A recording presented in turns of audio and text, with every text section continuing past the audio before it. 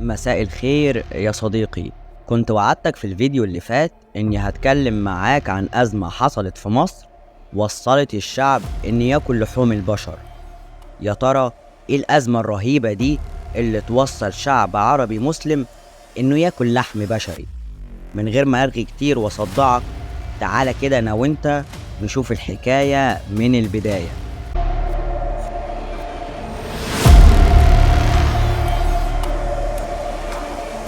الموضوع يا صديقي كان في أيام الدولة الفاطمية، في عهد المستنصر بالله، اللي كانت فترة حكمه بين 1036 ل 1094 ميلادي. خلينا أتكلم معاك كده الأول في نقطتين قبل بداية الأزمة دي، واللي كانوا السبب الرئيسي أصلا في إن الأزمة دي تحصل. أولهم إن كان في انخفاض لمنسوب النيل. المؤرخين بيقولوا إن الحسن بن الهيثم زار مصر وشاف موضوع انخفاض منسوب النيل ده، فعرض فكرة بناء سد عالي على النيل علشان يقلل من الأزمة. بس للأسف الشديد الخلافة رفضت الفكرة، وبيقال إن أم المستنصر بالله كانت هي اللي ممشية الحكم. كل فترة كده كانت بتغير وزير الدولة لو ما جاش على هواها، لدرجة إن منصب الوزير ده كان كل أسبوع بيمسكه شخص مختلف. طبعا ده خلى فيه عدم استقرار سياسي واقتصادي. أما تاني سبب بقى يا صديقي فكانت الحرب بين الجنود وبعضها، لأن الجيش الفاطمي كان عبارة عن جنود أتراك وجنود سودانيين. يقوم الأتراك يعملوا إيه بقى؟ يتحالفوا مع جنود من البربر ضد السودانيين ويطردوهم من القاهرة للصعيد. لما الجنود السودانيين وصلوا الصعيد نشروا الفساد وبدأوا يخربوا في البلد عن قصد. دول حتى تعمدوا إن هم يفسدوا نظام الري، وده بوظ الدنيا أكتر مع انخفاض منسوب النيل. بعد كده الأتراك غادروا بالجنود البربر وطردوهم من القاهرة وفرضوا سيطرتهم على القاهرة ونهبوا قصور الخلافة وقطعوا الطرق بتاعت نقل البضائع والتجارة. طبعا كل اللي حكيتهولك ده كان السبب الرئيسي لبداية المجاعة الكبرى سنة 1065 ميلادي. لما منسوب المية قل وطرق البضاعة اتقفلت، بدأت السلع في الأسواق أسعارها تزيد. واحدة واحدة بدأت الأراضي تتصحر، والقمح بدأ يقل وسعره غالي جدا، وصل تقريبا ل50 دينار. كل الموضوع ده زود الطين بلة، لدرجة إن الناس يا صديقي كانوا بيسرقوا العيش عشان مش لاقيينه. واشتدت المجاعة أكتر وأكتر، فأكلوا الميتة والحيوانات. مؤرخين كتير قوي اتكلموا عن المجاعة دي، يعني مثلا ابن إياس اتكلم عنها في كتابه بدائع الزهور في وقائع الدهور. قال إن الناس في وقت المجاعة أكلوا الميتة والكلاب والقطط، والموضوع وصل بيهم إن هم صنعوا الخطاف وكانوا بيقفوا على أسطح البيوت ويصطادوا الناس اللي في الشارع.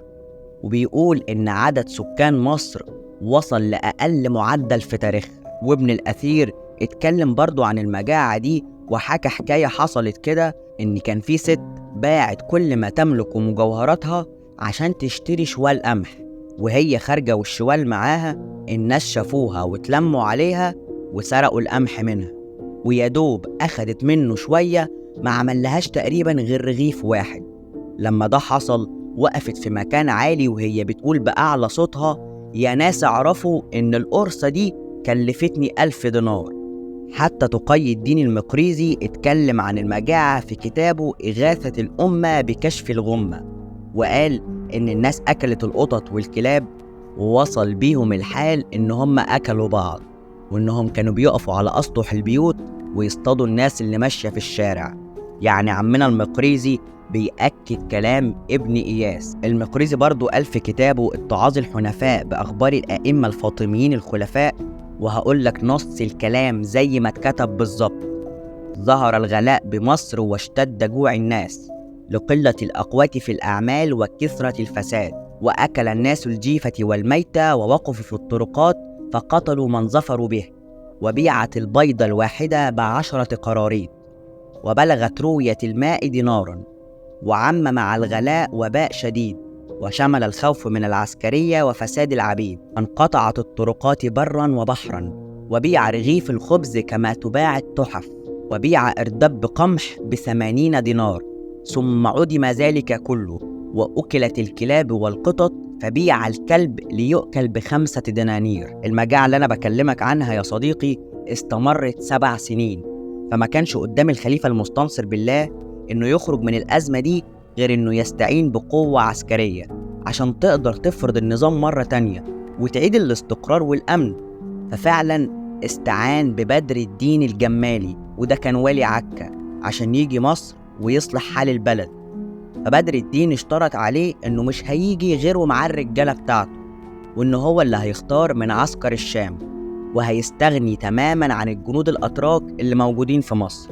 وفعلا وصل بدر الدين القاهرة، وبدأ يخلص على دعاة الثورة وقادة الفتنة، وبدأ يعيد النظام واحدة واحدة ويفرض الأمن في القاهرة. فبدأ ينظم شؤون الدولة وينعش الاقتصاد.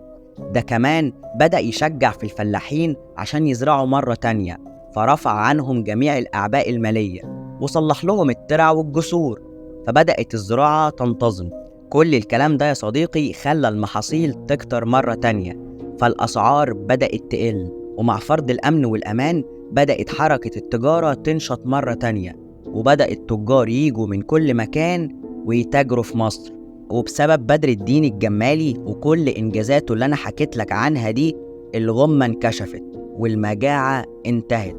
طبعا المصريين ما نسوش أبدا فضل بدر الدين عليهم، وعشان يخلدوا ذكراه أطلقوا اسمه على أشهر المناطق والأحياء في القاهرة، اللي هو حي الجمالية. أكيد لو أنت عايش في مصر عارف الحي ده كويس. عايزك بقى يا صديقي تكتب لي رأيك في الكومنتات عن المجاعة دي. وبس يا سيدي، هي دي كل الحكاية.